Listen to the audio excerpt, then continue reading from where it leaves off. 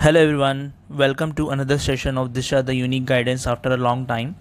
As everyone knows, SSC CGL 2024 notification is out और आप जानते हैं कि इंग्लिश लैंग्वेज जो कि एक बहुत इंपॉर्टेंट सब्जेक्ट है SSC जैसे एग्जामिनेशन में, जहाँ पे प्रीलिम्स और मेंस दोनों में इंग्लिश आती है.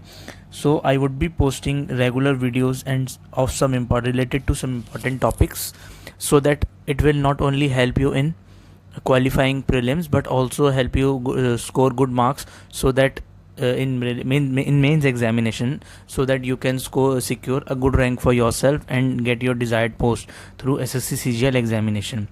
I would request everyone to do follow on YouTube and Instagram, and without any delay let's start for today.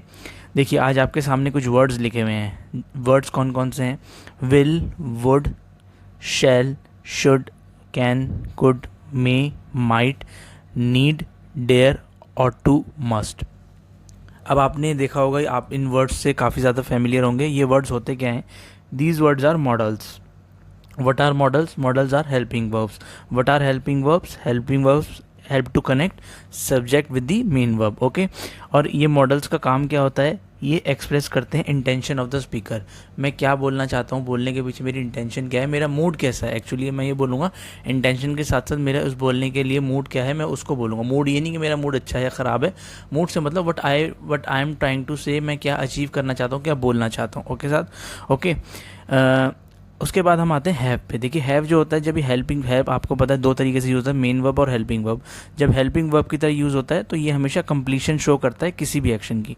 और इसके बाद हम हमेशा थर्ड फॉर्म लिखते हैं वर्ब की. जैसे हैव के बाद हम, अगर हमें गोल लिखना है तो हैव के बाद हम गॉन लिखेंगे. He has gone. Okay. But यहाँ पे अभी क्या है, हम हेल्पिंग वर्ब की तरह यूज़ कर रहे हैं इसको, तो इसके साथ में जो हम मेन वर्ब यूज़ करेंगे वो थर्ड फॉर्म में यूज़ होगी. देखिए, कभी भी जब हम मॉडल को यूज़ करते हैं, मॉडल प्लस हेल्पिंग वर्ब, उसके साथ में थर्ड फॉर्म यूज़ होती है. ओके. और ये क्या शो करता है? ये शो करता है परफेक्ट सेट ऑफ एक्शन को शो करता है. क्या शो करता है? Perfect set of action. Perfect मतलब एक्शन कंप्लीट हो चुका है. अब आपके सामने देखिए तीन जो फ्रेज आ रहे हैं उनको आप ध्यान से समझिएगा. देखिए, एक होता है कुड हैव. कुड मॉडल है, हैव यहाँ पे हेल्पिंग वर्ब है. इसको हम कब यूज़ करते हैं? इसको हम तब यूज़ करते हैं, use to say the alternative available to already done task. ये हम तब यूज़ करते हैं जब हम ऑलरेडी कोई काम कर चुके हैं और उसको करने का कोई और तरीका भी था, या उसको करने का कोई और वे भी अवेलेबल था, हम वो भी उस तरीके से भी कर सकते थे. इस तरीके की बात को जब हमें करना होता है, हम उसको कुड हैव से डिनोट करते हैं. Next is should have. इसको हम कब यूज़ करते हैं? Use to express the compulsion और manner of doing any task contrary to what has already been done. अब ये क्या होता है कि और इसमें आपके आगे एक स्टेटमेंट और लिखा हो, generally when result is contrary to fact. अब ये हम कब यूज़ करते हैं कि जब किसी काम को करने के लिए हमारे पास वो कंपल्शन थी कि हमें यही काम करना चाहिए था और रिजल्ट जो आया है वो फैक्ट के अगेंस्ट आया है. लाइक मैं इस एग्जांपल देता हूँ कि मेरे पास मैं गाड़ी से सकता था, बट मैं कार से गया और इसकी वजह से मैं लेट हो गया. ठीक है, तो रिजल्ट आ गया निकल के कि लेट होना उसकी वजह से हुआ है कि मैं कार से गया. ठीक है, तो जब भी रिजल्ट निकल के सामने आ जाए और वो कॉन्ट्ररी टू हमारे फैक्ट होता है, किसी काम को करने के लिए कंपल्शन होती है, उस काम को उसी तरीके से किया जाना चाहिए था पॉजिटिव रिजल्ट लाने के लिए, तो हम शुड हैव यूज़ करते हैं. अब और वुड हैव अब हम कब यूज़ करते हैं? इसको हम तब यूज़ करते हैं कि जब हमें we want to show result of an action if the preceding course of action had taken place. देखिए, ये वुड हैव हम तब यूज़ करते हैं जब हमने पहले कोई एक स्टेट ऑफ यानी कि कोर्स ऑफ एक्शन अगर हमने अपनाया होता, अगर हमने पहले कोई काम किया होता, उसके रिजल्ट में वो वाला काम आता. आप समझ रहे हैं? ये कॉज एंड इफेक्ट वाला रिलेशन है कि पहले अगर वो वाला काम हुआ होता तो रिजल्ट ये निकल कर आता. जब हम बोलते हैं ना कि अगर उसने मेरी बात मानी होती तो ऐसा हुआ होता, अगर मैं वहाँ चला गया होता तो ऐसे होता. अगर जैसे कल आप सबको पता है मैच था कि अगर साउथ अफ्रीका अच्छा खेला होती तो साउथ अफ्रीका जीत गई होती. तो इस तरीके से जब हम बोलते हैं कि अगर पहले वाला एक्शन हुआ होता तो दूसरे वाला एक्शन होता, उस केस में हम लोग वुड हैव का यूज़ करते हैं. ओके, आई होप ये तीनों चीज़ें आपको समझ में आ गई होंगी. मुझे मालूम है एक बारी में अगर आपको नहीं समझ में आई तो आप इसको मल्टीपल टाइम देखें, समझ में आ जाएगा, बहुत ईजी है.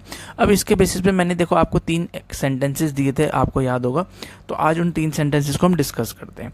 देखिए, क्वेश्चन में आप फर्स्ट को सेंटेंस नंबर 1 में आपके सामने लिखा है, he dash gone by bus but decided to go by car. अब देखो, यहाँ पे हमारे सामने कोई रिजल्ट अवेलेबल है नहीं है, कोई ऐसा एक्शन अवेलेबल है जहाँ पे पहले कोई एक्शन होता फिर बाद में कोई एक्शन होता? नहीं, ऐसा कुछ भी नहीं है। यहाँ पे हम सिर्फ यही काम कर रहे हैं कि वो इस काम को इस तरीके से भी कर सकता था। इसका मतलब उसके पास बस से जाना एक ऑल्टरनेटिव अवेलेबल था, बट उसने कार से जाना चूज़ किया। इसका कोई रिजल्ट नहीं आया था। जब ऑल्टरनेटिव अवेलेबल है तो हम यहाँ पर क्या यूज़ करेंगे? ही could have gone by bus but he decided to go by car. Okay, इस तरीके से। Second thing, he dash opted for commerce instead of science because he is poor at maths. अब देखिए आपके सामने यहाँ पे एक स्टेटमेंट लिखा हुआ है कि उसे कॉमर्स ऑप्ट करनी चाहिए थी बट उसने साइंस ऑप्ट कर ली। काम वो करना चाहिए था, किया उसने ये। जब उस और क्या हुआ कि क्योंकि हमें पता है कि वो मैथ्स में पुअर है, हमारे सामने एक रिजल्ट आ गया। जनरली जो रिजल्ट है वो फैक्ट के कॉन्ट्ररी है। फैक्ट क्या है कि वो मैथ्स में पुअर है और उसने रिजल्ट में क्या किया? उसने साइंस ले ली। अब साइंस ले ली तो मैथ्स तो पढ़नी पड़ेगी उसको। तो उस बात को हम काउंटर करने के लिए क्या कह रहे हैं कि उसको ऐसा करना चाहिए था बट उसने ऐसा किया। तो इस केस में हम यहाँ पे क्या यूज़ करेंगे? ही शुड हैव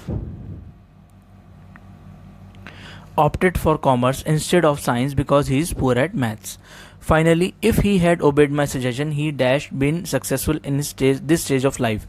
अब देखो, अगर उसने पहले मेरी सजेशंस को ओबे किया होता, यानी ये सजेशंस को ओबे करना पहले होगा, और ये जो सिचुएशन है successful in this stage of life, ये सेकंड एक्शन है, यानी कि ये रिजल्ट है और ये एक्शन है। यानी कि ये अगर एक्शन उसने पहले किया होता तो उसके सामने रिजल्ट आता, बट ना ही उसने ऐसा किया और ना ही उसके सामने रिजल्ट आया। तो इस केस में हम यहाँ पे क्या यूज़ करेंगे? अगर उसने ये वाला एक्शन किया होता तब उसको रिजल्ट मिलता। तो यहाँ पे हम क्या बोलेंगे? Would have. Okay, if he had obeyed my suggestion he would have been successful in this stage of life. I hope ये एक सेंटेंस आपको क्लियर हो गए होंगे, आपको तीनों वर्ड्स का यूजेज भी समझ में आ गया होगा, तीनों फ्रेजेस को किस तरह कहाँ पे यूज़ करते हैं। For more videos please do like and share the channel on YouTube as well as on Instagram, and thanks for joining the video. Thank you.